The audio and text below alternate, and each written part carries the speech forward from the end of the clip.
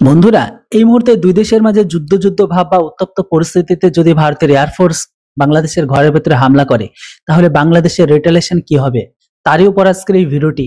তো এই বিষয়ের উপর জানালে বিএনপি হাবিব। চলুন বন্ধুরা দেখে নিই কথা বাড়িয়ে উনি কি বলছেন। আর আপনি যদি চ্যানেলটিতে নতুন হয়ে থাকেন তাহলে অবশ্যই ভিডিওটিকে লাইক করুন, আর চ্যানেলটিতে নতুন হলে সাবস্ক্রাইব। আসলে বাংলাদেশে কয়েক হাজার বিমান আক্রমণ করা লাগবে কেন? ওখান থেকে মিসাইল মার নিতে হয় এবং চেষ্টা থেকে মারবে, ওই দিক থেকে কলকাতায় পশ্চিমবঙ্গ থেকে মারতে শেষ। আমরা গিয়ে বঙ্গোপসাগরে গিয়ে মাছের সাথে বসবাস করব। সমুদ্রে যে মাছ আছে তাদের বলবো আমাদের আবাসস্থল ভারত কেড়ে নিয়েছে, আমরা এখন তোমাদের সাথে বাস করতে চাই। এই সমস্ত কথাবার্তা নিয়ে আলোচনা করে লাভ আছে? আক্রমণ করলে করুক, না করছে কি?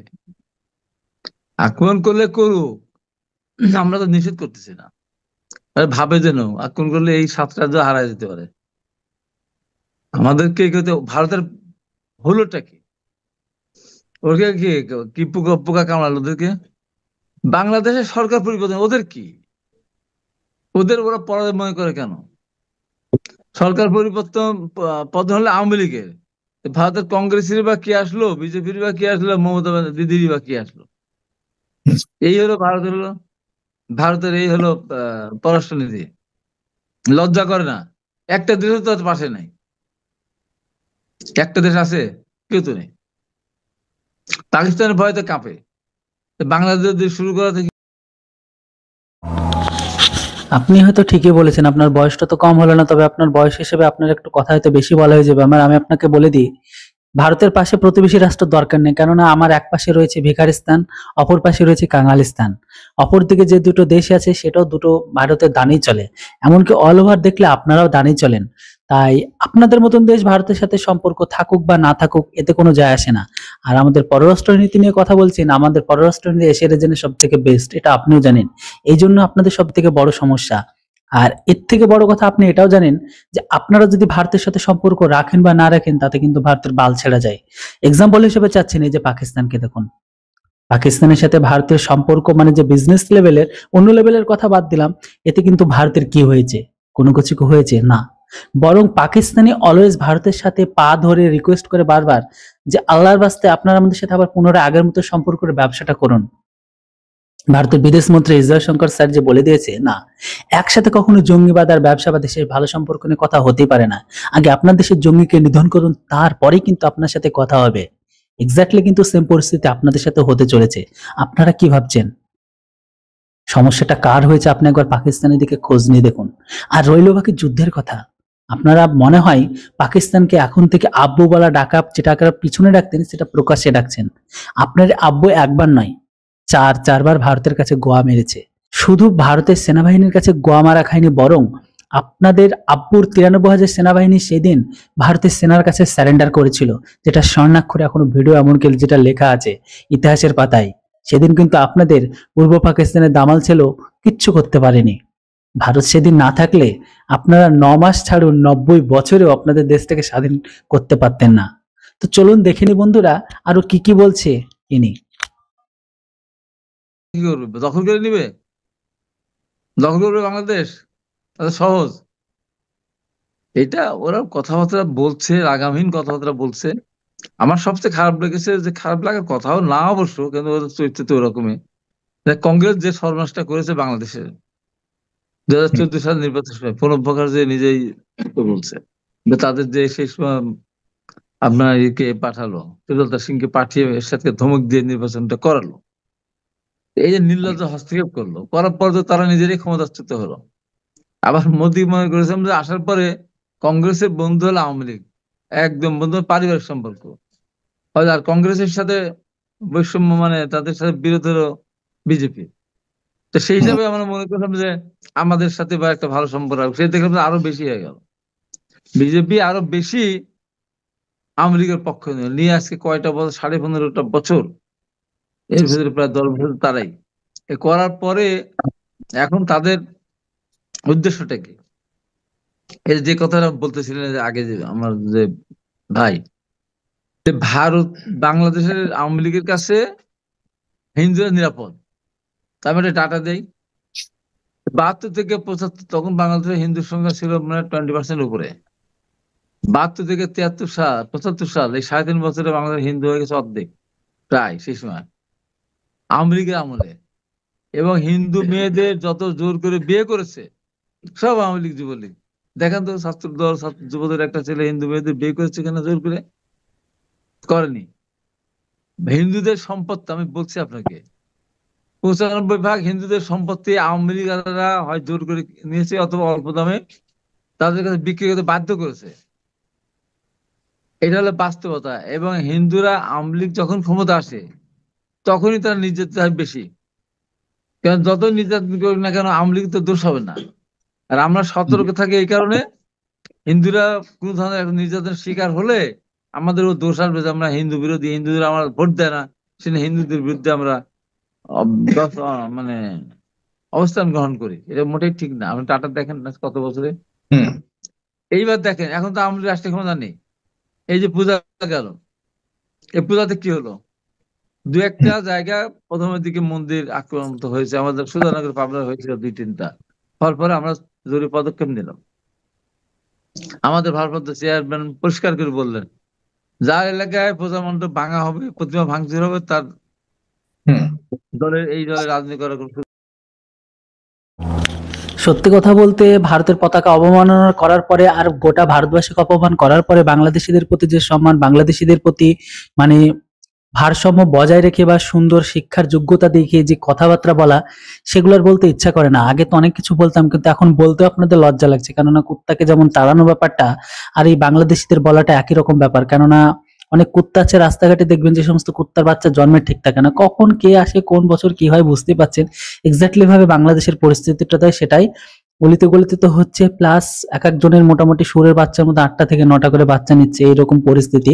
তো এই পরিস্থিতিতে যদি কথা হয়ে থাকে হিন্দুদের উপর নির্যাতনের কথা, আওয়ামী লীগের সরকার আমলে হয়েছে, আপনাদের টাইমেও হচ্ছে, কিন্তু আপনাদের টাইমের সবকিছু লেভেলের ঊর্ধ্বে গেছে। সেই টাইমে হলেও একটা লিমিট পর্যন্ত ছিল, একটা গিয়ে জায়গায় গিয়ে আটকাতো। সেই টাইমে দোষীরা শাস্তি পেত, কিন্তু এই টাইমে আপনারা কি করছেন? আর আপনাদের দেশের জনসংখ্যার মাইন্ডসেট আর ইয়ং জেনারেশন, যারা পরবর্তী প্রজন্মের মানে একটা দেশের হাড্ডিকে বলা হয়, যে আপনাদের যে ইয়ং জেনারেশন, সেই জেনারেশনটার মানসিকতা কোথায় সেটা আপনারা নিজেরাই দেখিয়ে দিয়েছেন গণভবনকে লুট করে। মনে আছে সেদিন যে দেশের মানুষ শেখ হাসিনার ব্রা আর প্যান্টি, হ্যাঁ এরকমই কিছু একটা নিয়ে যখন ওই সোশ্যাল মিডিয়া প্রকাশ্যে এসে যেগুলোকে ওড়ায়, তাদের মানসিকতা কেমন হতে পারে? একটা মানুষের শিক্ষাগত আর ভাবনা চিন্তা কতটা জঘন্যতম হলে শেখ মুজিবুর রহমানের মাথায় উঠে প্রস্তাব করে। এগুলো কিন্তু কখনো কারো থেকে লোকায়নি। দেশের অবস্থা এতটাই খারাপ যে এখনকার টুপি দাড়িওয়ালা ব্যক্তিগুলো, যারা পায়খানার প্যান নিয়ে ছুটছে, ফ্রিজের ভেতর থেকে খাবারগুলো নিয়ে ছুটছে, হাঁস মুরগি কোনটা ছেড়েছেন? এটাই তো হচ্ছে আপনাদের ইয়াং জেনারেশনের ভাবনা চিন্তা। তাহলে যে সমস্ত দেশের মানুষগুলো নিজেদের দেশের মালকে লুণ্ঠন করে এইভাবে, তারা হিন্দুদের উপর কোন নজর রাখে, এটা আপনারা বোঝাতে চাইছেন? অ্যাটলিস্ট এগুলো আমরা ভালোভাবে বুঝি।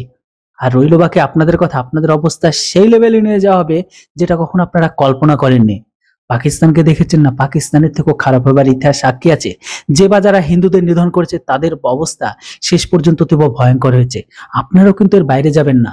আর আপনি যে বলছেন না হিন্দুদের ব্যাপারটা, হিন্দুরা আগেও নির্যাতিত হয়েছে ইসলামের কাছে, এখনো নির্যাতিত হয়, যেটা আপনারাই নিজেরা প্রমাণ করে দিচ্ছেন বারবার। সুযোগ নেই। আমরা জেলায় মিটিং ডাকলাম, পৌরসভা ডাকলাম, তারা ইউনিয়ন ডাকলো, ওয়ার্ডে ডাকলো। ডাকার পরে তারপরে আমরা কি বললাম, যেখানে মন্দির বা ভাঙা হবে, পূজা মণ্ডপ যে ভাঙবে যার বাড়ির কাছে, সে পাহারা দিয়ে রাখবে। যদি পাহারা না দেয় তাহলে ভাঙলে তার রাজনীতি সে করতে পারবে না, বিরোধী রাজনীতি করতে পারবে না। দেখেন তো বাংলাদেশে কত আরামে হিন্দুরা এখানে আপনার পূজা মণ্ডপ ই করলো। আমি নিজে 53টা পূজা মণ্ডপে নিজে গেছি, আর 2টাতে টাকা পাঠিয়েছে তারেক রহমানের পক্ষ থেকে 5,000 করে। হুম 55টা মন্দিরে 5,000 থেকে তারেক রহমানের পক্ষ থেকে আমি তাদেরকে আর্থিক সহায়তা দিয়েছি। তাই আমি যখন গিয়েছি বিভিন্ন মণ্ডপে, হুম তখন তারা ধরেন মিনিমাম 20 গজ 25 গজ এরকম দুই পাশে লাইন ধরে তার ফুল ছিটিয়েছে আমাকে, হুম আমার মাথার উপর তার ফুল ছিটিয়েছে। কেন? তখন এই আমলে, আওয়ামী লীগের আমলে এটা হয় না। এবার আমি অনেক মন্দিরে গিয়েছি, দেখছি ভাঙা চূড়া। আমি বলছি, কি ব্যাপার, এত বছর আওয়ামী লীগ ক্ষমতা ভোট দেন আপনারা, আওয়ামী লীগকে আপনাদের এই মণ্ডপ ভাঙা, এই মন্দির ভাঙা কেন? তো কেউ দেখে না, আসে না। তারা হিন্দুদের এটা ব্যবহার করে। হিন্দুদের এবার তো বোঝা উচিত। আমি যখন বিভিন্ন পূজা মণ্ডপ ঘুরতেছিলাম, আমি লাইভ প্রোগ্রামে ছিলাম। হিন্দুরা তাদের কীর্তন, তাদের নাচ গান, তাদের যে পূজা পূজা যা যা সেটা তারা করছে, আমি তো দেখিয়ে দিলাম যে দেখো কি বলে, আর বাংলায় লাভ দিয়ে পড়ে, ওর নাম কি সাংবাদিক, লাভ দিয়ে বলে এই হিন্দু 50 লক্ষ জমায়েত হয়েছে, এই আসতেছে, তারা নদী পার হয়ে আসতেছে। ময়ূখ রঞ্জন ঘোষ, ময়ূখ রঞ্জন রঞ্জন ঘোষ লাভ দিকে বলে একদম ময়ূরপঙ্খী আর কি। ময়ূরপঙ্খী। আমি ওর বলে এই দেখেন, এই যে আমি এখানে লাইভ প্রোগ্রাম করছি, কত সুন্দর মন্দির দেখেন আমার পাবনা, এবং ওরা ওরা ওদের পূজা জি। না ঠিক আছে, এখন এখন এখন এটার শেষ কোথায়? মানে এইভাবে কি চলবে? আপনার কাছে কি মনে হয় তারা আসলে কোনটা চাচ্ছে? না, শেষ কথা ভারতে তো ধরেন মানে যার নাই, নিজের প্রতি নিজের বুঝটা নেই। একটা পার্শ্ববর্তী একটা মানুষ যদি ধনী হয়, তার পার্শ্ববর্তী লোকগুলি পাড়া প্রতিবেশী একটা সহায়তা করে, আর কিছু না হলেও ঈদে কিছু দান টান করে, খাওয়া দাওয়ার ব্যবস্থা করে। মানুষ কেন করে? ইচ্ছা না থাকলে যে লোক তার বাড়িতে আত্মীয় আসলে তখন দেখবে যে না, প্রতিবেশীর ভালো সম্পর্ক, তার প্রতিবেশী তারা ভালো বলছে। সেই লক্ষ্যে তো তার আশপাশের দেশগুলোর সাথে ভালো সম্পর্ক রাখা উচিত ছিল। সে আশপাশের সমস্ত দেশের সাথে সম্পর্ক নষ্ট করে ভারত যদি মনে করে বৃহৎ শক্তিতে পরিণত হবে, এটা তো সম্ভব না। এটা ভারত করতে চাবে অনেক কিছু, আমার মনে হয় মুখে যতই বলুক, বাস্তবে ভারতের পক্ষে কোনোভাবে সম্ভব না বাংলাদেশকে আক্রমণ করা বা বাংলাদেশের ভিতরে তার সেনাবাহিনী ঢুকানো। কোনোভাবেই পারবে না, চ্যালেঞ্জ, কোনোভাবেই পারবে না। এত সহজ না তো, এত সহজ না। আপনার ইসরায়েল সর্বশক্তি নিয়ে, মার্কিন যুক্তরাষ্ট্রের সর্বশক্তি নিয়ে ফিলিস্তিনে আক্রমণ করে গাজা 50,000 মানুষকে হত্যা করেছে, এখনো বিভিন্ন জায়গায় আক্রমণ করে যাচ্ছে। তারপরে বলবো ফিলিস্তিনের মাটি থাকবে, থাকবে, গাজার মাটি থাকবে, তারা স্বাধীন হবে। ইসরায়েল তুমি রাখতে পারবে না। আর বাংলাদেশ 16 কোটির উপরে মানুষ, এখানে আছে হিন্দু আছে 1 কোটির উপরে, আওয়ামী লীগ আছে আরো হয়তো 2-3 কোটির। তারপরেও ওদের মনোবল নষ্ট। এই আওয়ামী লীগ পারতো, কখন পারতো? এরা তো দুর্নীতিবাদ না হয়তো, এরা এই 15.5 বছরে দুর্নীতি করে এদের ইমান আমান সব নষ্ট হয়ে গেছে, মানসিকভাবে খুবই দুর্বল। এই দুর্বল আওয়ামী লীগের পক্ষে ভারতের সাথে রাজাগিরি করা, পাকিস্তান আর্মিদের পাশে যেমন রাজাকাররা সৃষ্টি হয়েছিল, রাজাকার যেমন মুক্তিযোদ্ধা দেখে দৌড় মারতো রাইফেল টাইফেল ফেলে দিয়ে, আওয়ামী লীগ যদি মনে করে ভারত আক্রমণ করবে, আওয়ামী লীগ গৃহযুদ্ধ করবে, এটা সম্ভব হবে না। চেষ্টা করতে পারে, চেষ্টা করতে সম্ভব হবে। পরিষ্কার বক্তব্য। আপনাকে ধন্যবাদ। ভাই আমি বলি যে ভারতকে এখনো সংযত হওয়া উচিত বলে আমি মনে করি, তা নাহলে পরিণতি কিন্তু অত্যন্ত ভয়াবহ হবে। বন্ধুরা, আপনাদের কি মনে হয় বাংলাদেশের ঘরের ভেতরে যেভাবে সনাতন ধর্মীদের উপর অত্যাচারের নিধন চলছে, এই সবকিছু দেখে আমাদের চুপ করে থাকা উচিত? আমার তো মনে হয় একদমই না। আপনাদের মতামত অবশ্যই কমেন্ট বক্সে লিখে জানান। Thanks for watching. Jai Hind, Vande Mataram.